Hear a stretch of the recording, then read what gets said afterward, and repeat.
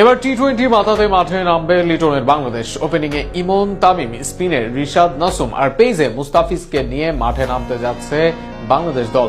Finishing এ ভরসা হবেন কে, সোহান নাকি জাকের আলী? মিডিলে অঙ্কন জায়গা পাবেন কি?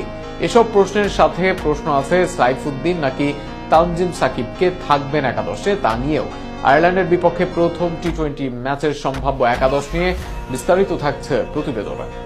টেস্টে আইরিশদের বড় ব্যবধানে ধবল ধোলাই করে এবার টি-20তে চট্টগ্রামে মাঠে নামছে বাংলাদেশ। এই মাঠ তুলনামূলকভাবে সহজ হয় ব্যাটারদের জন্য, যেখানে বেশ ভয়ঙ্কর হতে পারে স্টার্লিংরা।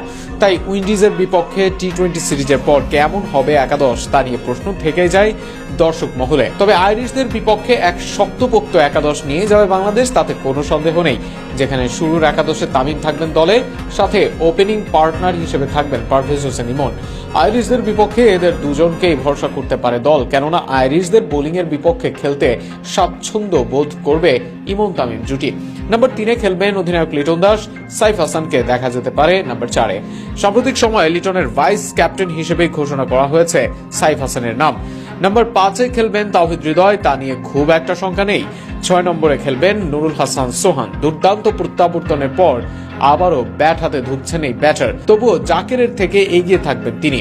দলের হয়ে 7 নম্বরে ব্যাট করতে আসবেন রিশাদ হোসেন। সাম্প্রতিক সময়ে বলে ব্যাটে এই ফরম্যাটের নির্ভরযোগ্য